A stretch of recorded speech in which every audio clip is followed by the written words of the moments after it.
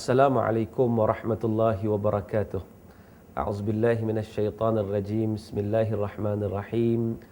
Alhamdulillahi rabbil alamin. Nahmaduhu wa nasta'inuhu wa nastaghfiruh wa natubu ilaih. Wa na'udzu billahi min syururi anfusina wa min sayyiati a'malina. Man yahdihillahu fala mudhillalah wa man yudlil fala hadiyalah. Asyhadu an la ilaha illallah wahdahu la syarikalah wa ashhadu anna Muhammadan abduhu wa rasuluh wa nusalli wa nusallim ala nabiyyina al-mustafa wa ala alihi wa sahbihi ajma'in. Rabbi syrah li sadri wa yassir li amri wahlul 'uqdatam min lisani yafqahu qawli, amma ba'd.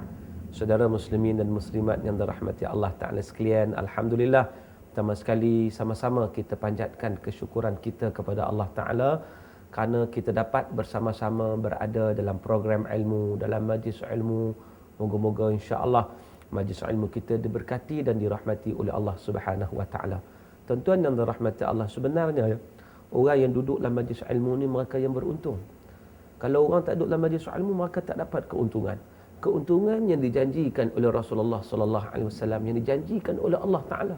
Sebab itu dalam satu ayat Quran Allah Taala kata, yarfa'illahu alladhina amanu minkum walladhina utul ilma darajat. Yang bermaksud Allah Ta'ala mengangkat orang yang beriman di kalangan kamu dan juga orang yang berilmu itu dengan beberapa darajat. Allah bagi kepada orang berilmu, Allah angkat dia dengan, maknanya dekat dengan Allah Subhanahu wa taala, lebih daripada orang. Sebab itu dalam sebuah hadis Nabi kata, man salaka tariqan yaltamisu bi ilman sahalallahu lahu bihi tariqan ilal jannah, atau kama qala, kata Nabi SAW, sesiapa yang melalui satu jalan yang padanya dia menuntut ilmu, maka Allah mempermudahkan baginya jalan ke syurga Allah Azza wa Jalla. Subhanallah. Tuan-tuan, siapa tak mau syurga tetapi kalau orang nak syurga, dia akan cari jalan-jalan yang disebut oleh Nabi SAW. Kecuali kalau orang tak mau, tak payahlah. Kita tak boleh kata apa kalau tak mau syurga kan. Jadi alhamdulillah tuan-tuan yang dirahmati Allah, kita pada hari ini, pada saat ini, kita sedang melalui satu jalan untuk menuju syurga Allah Azza wa Jalla kerana kita melaksanakan apa yang disebut oleh Nabi SAW untuk kita berada dalam majlis ilmu. Mudah-mudahan, kita harap, kita pohon kepada Allah Azza wa Jalla agar Allah Ta'ala memberi kekuatan kepada kita untuk kita terus beristiqamah dalam menuntut ilmu ini, dengan kita memanfaatkan masa kita, anugerah kesihatan yang Allah bagi, anugerah sihat yang Allah Ta'ala bagi, kita manfaatkan dengan sebaik mungkin dan kita gunakan dengan di jalan menuntut ilmu. Maka pada ketika itu kita melalui jalan-jalan menuju syurga Allah Subhanahu wa taala. Tuan-tuan dan rahmati Allah Ta'ala sekalian, pada kali ini saya nak bincang program ilmu kita pada hari ini. Saya nak bincang tentang satu tajuk yang berkaitan dengan fiqh, supaya jelas kepada kita apa itu fiqh. Sebab kadang-kadang kita selalu dengar fiqh, ada orang sebut akidah, ada orang sebut fiqh, ada orang sebut tasawuf. Kadang orang tak faham apa dia ni, apa akidah, apa fiqh, apa tasawuf. Cuma saya nak fokus pada satu bidang ilmu yang nama dia fiqh, dan juga perkara-perkara yang berkaitan dengannya, supaya kita sebelum kita mengaji sesuatu, kita faham istilahnya, kita faham isi kandungannya, dan kita reti apa dia tuntutan-tuntutan berkaitan dengan ilmu tersebut. Sebab ilmu fiqh tuan-tuan, dia termasuk dalam salah satu ilmu fardu ain. Daripada 3 ilmu fardu ain, sama akidah, fiqh dan juga tasawuf akhlak, 3 benda ni ilmu fardu ain. Orang tanya pula, ambil mana ni yang kata ilmu yang kata ni fardu ain? Tuan-tuan dan rahmati Allah, sebenarnya para ulama istimbat daripada hadis Nabi SAW. Dia tak datang macam tu je, dia ada asas yang kukuh daripada hadis Nabi SAW, iaitu hadis yang panjang sangat. Cuma saya nak ringkaskan supaya lebih jelas kan. Hadis sahih yang kita boleh buka Al-Arba'in Nawawiyah. Dalam hadis 40 kita boleh buka, ada hadis ni dalam Al-Arba'in Nawawiyah, yang mana hadis ini diriwayatkan oleh Umar Al-Khattab radhiyallahu anhu, yang mana Umar menyatakan, bainama nahnu julusun inda Rasulillah sallallahu alaihi wasallam iz tala alaina rajulun. Kata Sayyidina Umar, satu hari dia kata apa? bainama nahnu julusun inda Rasulillah. Satu ketika mana kami duduk bersama Nabi SAW. Tuan-tuan, sahabat cerita ni, sahabat duduk dengan Nabi. Duduk dengan Nabi ni kan duduk sembang kosong macam kita kadang-kadang duduk sembang tak ada apa kan. Kadang sembang gosip sana, sembang gosip sini. Dah. Sahabat Nabi SAW duduk dengan Nabi, duduk dalam majlis ilmu.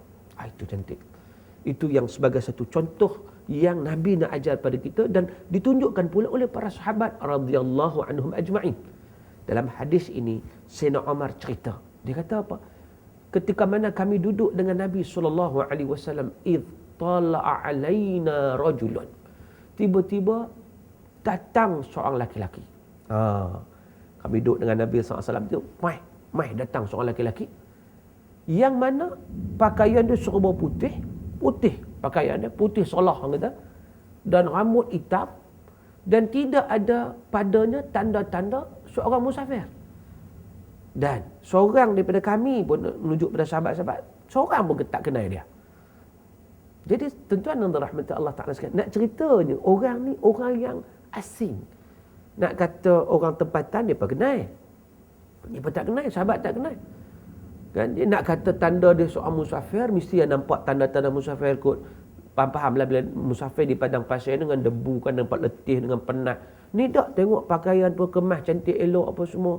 Mari datang jumpa Nabi SAW, mai terus duduk dekat dengan Nabi. Sampai setengah riwayat kata belaga lutut. Begitu. Mai duduk dekat sungguh dengan Nabi SAW. Kemudian sahabat-sahabat tak kata apa. Dia tengok. Wait and see. Tunggu dan lihat. Apa akan berlaku ni? Maka, yang kata orang laki-laki tadi ni, hak jumpa dengan Nabi SAW, dia terus tanya Rasulullah. Ya Rasulullah, mal iman? Ya Rasulullah, mal iman atau mal Islam? Minta sekali. Mal Islam. Apa itu Islam? Apa itu Islam? Nabi kata, al-Islam an tashhada an la ilaha illallah wa anna Muhammadar Rasulullah wa tuqimas salah wa tu'tiyaz zakah wa tasuma Ramadan wa tahujjul bait in istata'ta ilaihi sabila atau kama qala. Kata Nabi SAW, yang kata Islam itu kamu menyaksikan tiada Tuhan yang disembah melainkan Allah dan Muhammad itu Rasulullah. Satu. Wa tuqimas salat, dan kamu dirikan salat. Dua. Yang ketiga, wa tu'tiyaz zakah, kamu keluarkan zakat. Yang keempat, wa tasuma Ramadan, kamu berpuasa pada bulan Ramadan. Yang kelima, wa tahujjul bait in istata'ta ilaihi sabila, kamu pergi mengerjakan haji sekiranya kamu mampu ke sana. Ada hak rukun Islam yang 5 itulah. Maka kata laki-laki ini setelah bertanya Nabi jawab soalan tu, dia kata sadaqta, awak benar. Sahabat lagi heran. Dia tanya Nabi, bila Nabi jawab dia kata betul ya. Apa yang Nabi kata tu betul ya. Tuan-tuan dan rahmat Allah, pelik. Sahabat pun pelik. Siapa ni? Nabi jawab, dia mengiya pula kata-kata Nabi SAW. Tapi dia pun tak kata apa, sahabat tak kata apa. Tengok lagi apa berlaku ni. Dia tanya pula Nabi, mal iman? Apa itu iman? Nabi kata, an tu'mina billah wa malaikatihi wa kutubihi wa rusulihi wal yaumil akhir wal qadari khairihi wa syarrih. Nabi kata iman itu kamu beriman kepada Allah, kamu beriman kepada malaikat, kamu beriman pada kitab, beriman pada rasul, beriman pada hari akhirat, beriman pada qada dan qadar baik atau buruk. Jadi merujuk kepada rukun iman yang 6. Laki-laki itu bila mendengar kata-kata Nabi SAW, dia pun kata sadaqta, awak benar. Sekali lagi dia sebut, awak benar. Betul apa yang kamu kata? Sahabat-sahabat heran lagi. Lalu dia pun tak kata apa, dia pun tunggu lagi apa yang berlaku seterusnya. Kemudian tuan-tuan dan rahmat Allah, laki-laki ditanya lagi, mal ihsan? Apa itu ihsan ya Rasulullah? Nabi pun kata, al ihsan an ta'budallah ka'annaka tarah fa in lam takun tarahu fa innahu yarak. Ihsan itu ialah kamu mengabdikan diri kepada Allah Subhanahu wa taala ka'annaka tarah, seolah-olah kamu nampak Allah. Walaupun sebenarnya kamu tak nampak, tetapi yakin, percaya bahawa Allah sentiasa melihat kamu.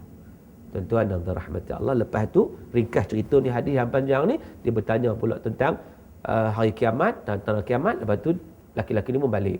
Bila balik, Nabi SAW bertanya kepada para sahabat, kamu tahu tak siapa yang datang itu? Maka sahabat menyatakan, Allah wa rasuluhu a'lam. Allah dan Rasulnya saja mengetahui, kami tak tahu siapa yang datang itu. Maka di sinilah Nabi SAW menyatakan zalika Jibril ya'tikum liyu'allimakum dinakum.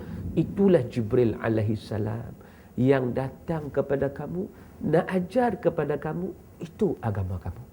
Tuan-tuan yang dirahmati Allah, para ulama bincang ni maksud Jibril alaihi salam datang berdialog dengan Nabi SAW nak ajar cerita agama, nak ajar perkara asas dalam agama yang tak dapat tidak semua orang Islam kena ada perkara ini. Maka bila dilihat balik apa soalan soal jawab dia dengan Nabi SAW, iman, Islam, ihsan. Maka iman, Islam, ihsan inilah diistimbatkan. Iman itu sebagai ilmu aqidah, Islam itu sebagai ilmu fiqh, dan ihsan itu sebagai ilmu tasawuf akhlak. 3 perkara ini. Yang ketiga-tiga inilah yang merupakan kerangka kepada agama dan dia termasuk dalam ilmu fardu ain. Itu yang pertama tuan-tuan, ilmu akidah. Kita nak kenal Allah Subhanahu Wa Taala. Bab kata ulama, para hukama menyatakan awaluddin ma'rifatullah, awal agama kenal Allah Subhanahu Wa Taala. Sebab macam mana kita nak mengabdikan diri kepada Allah kalau kita sendiri pun tak kenal Allah Azza wa Jalla? Macam mana nak taat kepada perintah Allah kalau kita tidak beriman siapa yang mencipta kita? Siapa yang menjadikan kita? Tuan-tuan dan dirahmati Allah Ta'ala sekalian. Sebab itu perkara pertama, iman dulu. Itu ilmu yang pertama, ilmu akidah. Dan disebut oleh Syekh Abdul Majid Az-Zindani dalam satu kitab dia. Dia ada satu kitab nama dia Kitab Al-Iman. Dia kata apa? فَإِنَّ أَوَّلَ وَاجِبٍ عَلَى كُلِّ إِنسَانٍ أَنْ يَعْرِفَ اللَّهَ عَنْ طَرِيقِ الْعِلْمِ حَيْثُ قَالَ اللَّهُ سُبْحَانَهُ وَتَعَالَى فَاعْلَمْ أَنَّهُ لَا إِلَهَ إِلَّا اللَّهِ. Apa kata Syekh Abdul Majid Zindani dalam mukadimah kitab dia? Dia kata, maka perkara pertama yang wajib diketahui oleh setiap manusia, an ya'rifallah, untuk dia mengenali Allah Azza wa Jalla. Nak kenal Allah macam mana? An tariqil ilmi, melalui jalan ilmu. Kerana apa? Allah sendiri berfirman dalam Al-Quran, fa'lam annahu la ilaha illallah, maka ketahuilah sesungguhnya tiada Tuhan yang disembah melainkan Allah Azza wa Jalla. Sebab itu tuan-tuan, pertama ilmu akidah. Nak kenal Allah Azza wa Jalla. Supaya kita bila kenal Allah, kita dapat memastikan ibadat kita itu betul-betul hanya kepada Allah Ta'ala. Tidak ada perkara-perkara syirik kepada Allah Subhanahu Wa Ta'ala. Sebab kadang-kadang pada hari ini tuan-tuan berlaku syirik. Sedar atau tak sedar berlaku syirik pada Allah. Dia percaya kepada perkara yang bukan-bukan. Kalau zaman dulu syirik bagaimana? Kalau zaman dulu dia lalu dekat pokok besar sikit. Waktu tu dia sebutlah. Dia kata, wahai Datuk, anak cucu minta tumpang lalu. Itu syirik tu. Maknanya dia minta perlindungan daripada makhluk lain selain makhluk lain, makhluk ghaib. Nak minta pertolongan ni pada Allah Ta'ala je. Iyyaka na'budu wa iyyaka nasta'in. Itu kan. Tiba-tiba minta pertolongan makhluk ghaib. Kan, minta entah siapa-siapa. Dia mengaku pula tu datuk apa, pokok tu datuk dia. Bila masa pula pokok tu berkahwin dengan neneknya, pokok tu dia datuk dia. Jadi ni kita tengok bagaimana perkara-perkara khurafat yang berlaku tu dulu. Sekarang ni pun kadang berlaku juga tuan-tuan. Perkara syirik, perkara khurafat, tak percaya bukan-bukan. Saya pernah jumpa di mana ada orang dia bagi anak dia pakai tangkal. Ni 12 tangan ni, sebelah ni tangkal, sebelah ni tangkal, tangkal warna hitam. Tah dia buat daripada apa? Daripada benang dan sebagainya. Bila kita tanya sebab apa ni? Sebab apa puan? Sebab apa tengok anak ni pakai tangkal ni, sebab apa? Dia kata ada budak ni masa kecil-kecil ni menangis tak pun terhenti. Jadi bila menangis ni kita bagi pakai tangkal ni, dia senyap. Tuan-tuan dan rahmati Allah, sedar ataupun tidak, perbuatan tersebut adalah syirik kepada Allah Subhanahu wa taala. Inna tamaim wattiwalah syirkun atau kama qala. Nabi SAW menyatakan segala jenis tangkal itu merupakan syirik kepada Allah Azza wa Jalla. Berlaku zaman kita pada hari ini. Ada lagi orang yang percaya benda pelik-pelik. Ada yang saya pernah jumpa tuan-tuan, ada orang sebut kat saya, dia bila lahir anak tuan-tuan, lahir anak, dia basuh uri itu, uri kan. Kemudian dia pun nak tanam uri tadi. Dia dapat petua daripada orang, entah siapa tak tahu, petua kepada dia, kalau nak bagi budak tu cerdik, anak tu cerdik, yang kata uri ni nak kena tanam dengan pen dan pensel. Dia pun tanamlah uri tu dengan pen dan pensel, nak bagi cerdik budak tu. Dia tanya saya kata kat dia, kau nak bagi cerdik, bukan tanam dengan pen dengan pensel, tanamlah dengan laptop sekali. Laptop ke, Galaxy Tab ke zaman sekarang ni kan. Jadi tuan-tuan dan dirahmati Allah, nak ceritanya itu perbuatan syirik khurafat yang orang hari ini masih percaya. Sedangkan uri itu tak memberi kesan apa-apa. Jaga anak tu elok-elok, bayi tu elok, bagi ubat kat dia, pelihara elok-elok, jaga elok-elok, maka itu yang sepatutnya. Maka tuan-tuan dan dirahmati Allah Ta'ala sekalian, maka dengan sebab itu, ilmu yang pertama akidah. Tapi kita tak nak bincang hari ni tentang akidah. Kita nak bincang yang kedua. Yang kedua adalah Islam. Islam. Kata Nabi SAW, iaitu mengucap dua kalimah syahadah, tunaikan solat, puasa, zakat, haji. Dan ini merujuk kepada amalan-amalan. Kita nak solat, perbuatan kita, amalan kita. Setelah kita beriman pada Allah, kita nak buktikan. Kita nak buktikan perhambaan kita kepada Allah Azza wa Jalla, maka hendaklah kita tunaikan perintah Allah. Perintah Allah ni kita kena faham. Kita kena faham. Kita kata nak solat, macam mana nak solat? Apakah perkara-perkara yang berkaitan dengan solat? Apa rukun dia, apa syarat dia, apa sah batal dia? Nak puasa, macam mana nak puasa? Apa rukun dia? Niat puasa bagaimana dan sebagainya. Maka persoalan-persoalan inilah yang dinamakan sebagai fiqh. Ini juga termasuk dalam perkara fardu ain. Selepas kita beriman pada Allah, kita buat ibadat, dan ibadat ini iaitu dalam konteks apa? Dalam konteks kita nak melakukan amalan secara praktikal. Praktikal. Solat, puasa, zakat, haji dan seumpamanya lagi. Fiqh. Yang ketiganya, al-ihsan adalah tasawuf ataupun al-akhlaq. Tasawuf akhlak, iaitu bila kita buat ibadat kepada Allah Subhanahu wa taala, tuan-tuan, kita nak original. Kita nak pure. Kita nak ibadat kita tu betul-betul ikhlas kepada Allah Ta'ala. Kita tak mau ibadat kita riak kerana nak tunjuk ke orang. Ibadat kita kerana nak kita kata bukan kerana Allah Subhanahu Wa Ta'ala. Jadi itu kita belajar cara nak membaikkan hati, cara kita nak mengikhlaskan hati kita, sebab punca semua sekali dalam hati.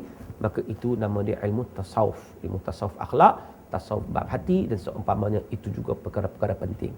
Saudara yang dirahmati Allah, cuma dalam tiga ilmu fardu ain yang penting, ilmu aqidah, ilmu fiqh dan juga ilmu tasawuf ini, saya nak fokuskan sedikit pada tuan-tuan supaya kita faham apa itu fiqh. Ilmu fiqh. Mungkin pada waktu-waktu lain kita bincang tentang ilmu-ilmu yang lain pula. Cuma pada kesempatan kali ini kita nak tengok apa itu fiqh supaya kita betul-betul faham. Kita betul-betul jelas.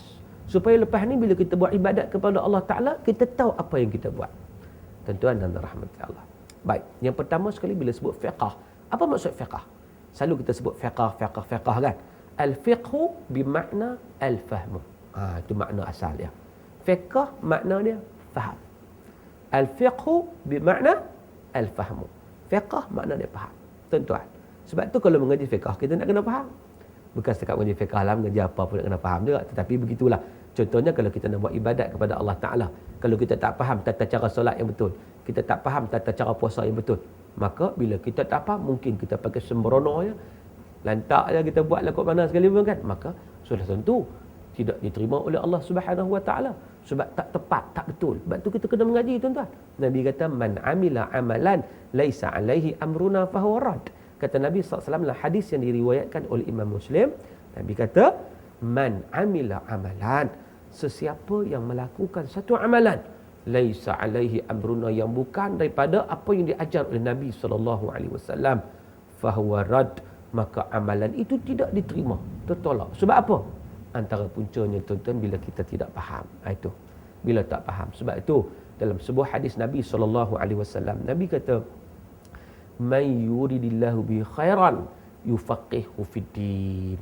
Yufaqihu fid din tu fiqh lah. Man yuridillahu khairan, sesiapa yang Allah Ta'ala kehendaki kebaikan padanya, yufaqihu fid din, akan difahamkannya perkara agama. Yufaqih, fiqh. Jadi di situ perkataan fiqh itu ada. Maknanya orang yang baik di sisi Allah Subhanahu Wa Ta'ala, orang itu faham agama, orang itu faham Islam. Bila dia faham Islam, dia tahu apa yang dia nak buat, apa yang patut buat, apa yang patut tinggal dan seumpamanya. Jadi tuan-tuan dan rahmati Allah, jadi fiqh itu maksud dia faham. Kalau kita nak ambil contoh yang lain, saya teringat kepada kata-kata Sayyidina Umar Al-Khattab radhiyallahu anhu. Sayyidina Umar kata apa? Tafaqahu qabla an tusawwadu. Perkataan fiqh itu, tafaqahu. Tafaqahu maksud dia faqihlah terlebih dahulu. Faqih itu faham dulu, faham Islam dulu. qabla an tusawwadu, sebelum kamu dilantik menjadi pemimpin. Nak pimpin orang tuan-tuan, kita nak kena faham. Kalau kita tak faham, naya kita. Contoh macam orang nak jadi imam lah kan. Dia nak pimpin jemaah ni. Jemaah ramai, dia nak pimpin. Dia kena faham lah hukum hakam yang berkaitan dengan solat. Jangan dia sendiri pun tak tahu yang mana rukun, tak tahu yang mana sunat pun dia tak tahu. Maka pada ketika itu, dia nak pimpin orang macam mana, diri dia sendiri pun tak boleh nak pimpin. Maka dengan sebab itu, dalam apa juga perkara, dalam apa juga kepimpinan ni, kata Umar Al-Khattab, tafaqahu, kena faham dulu sebelum kamu dilantik untuk menjadi pemimpin, nak memimpin orang. Tuan-tuan muslimin dan muslimat yang dirahmati Allah Subhanahu wa taala sekalian. Baik. Jadi kita sebut fiqh ni satu ilmu yang nak mengkaji, nak membahaskan tentang perbuatan-perbuatan, perkataan-perkataan orang mukallaf. Mukallaf ni kita lah. Mukallaf. Untuk kita melaksanakan hukum Allah Subhanahu wa taala kan. Untuk kita buat ibadat kepada Allah Ta'ala, kita ni mukallaf. Mukallaf tu apa? Mukallaf itu ialah orang yang diberi tanggungjawab. Perkataan kallafa yukallifu taklif. Orang yang menerima taklif. Taklif itu tanggungjawab. Iaitu syarat dia sudah berakal baligh. Dia berakal. Orang gila dia tak masuk mukallaf, tuan-tuan. Dia tak sembahyang, betul orang gila. Dia tak solat. Tak apa, sebab dia gila. Jadi siapa yang tak solat tu lebih kurang macam orang gila jugalah. Sebab apa? Sebab dia tak solat kan? Sebab orang gila tak wujud solat, tuan. Sebab apa? Sebab dia bukan mukallaf. Begitu juga baligh. Baligh ni dia lagi mana dia tak baligh, dia tak mukallaf. Tapi kita kena ajar dia lah supaya besok ni bila dia baligh, dia tahu apa yang dia perlu buat. Dia tahu mana wajib, mana haram dan seumpamanya. Baligh pula ditentukan dengan 3 perkara, tuan-tuan. Baligh ni. Dalam kitab-kitab fiqh kita boleh rujuk membincangkan tentang perkara-perkara yang seumpama ni. Baligh ditentukan dengan 3 perkara. Yang pertamanya, kalau orang perempuan ni datang uzur. Mungkin seawal-awalnya 9 tahun. Datang haid, datang bulan. Itu orang perempuan, laki-laki tak ada uzur, tuan-tuan. Untuk orang perempuan ya. Yang keduanya mimpi. Mimpi basah orang panggil. Kalau dia mimpi umur 10 tahun, 11 tahun, 12 tahun. Mimpi. Bangkit-bangkit pagi esok basah. Basah ni bukan buaya kecil lah. Bukan orang kata kecil malam lah. Basah ni makna dia mengeluarkan mani. Maka pada ketika itu, dia dikira baligh. Tapi ada orang tanya pula, dia kata, Ustaz, saya ni kalau perempuan lah, darah pun tak ada, datang bulan pun tidak ada, mimpi pun tak ada. Bila saya baligh? Kita tanya dia umur berapa? Umur dah 18 dah ada. Tuan-tuan yang dirahmati Allah, ulama fiqh menetapkan, berijtihad menyatakan bahawa dalam mazhab Syafi'i menyatakan apabila seseorang itu dia tak mimpi, dia tak datang uzur, tetapi bila dia sampai umur 15 tahun. 15 tahun mengikut kalender hijrah. 15 tahun ikut kalender hijrah, maka pada ketika itu automatik dia dikira baligh. Tak kiralah dia mimpi ke tak mimpi ke, maka pada ketika itu dia sudah dianggap sebagai seorang yang baligh. Bila orang itu baligh, maknanya dosa pahala sudah berada di atas bahu dia. Dia sudah menanggung dosa pahala.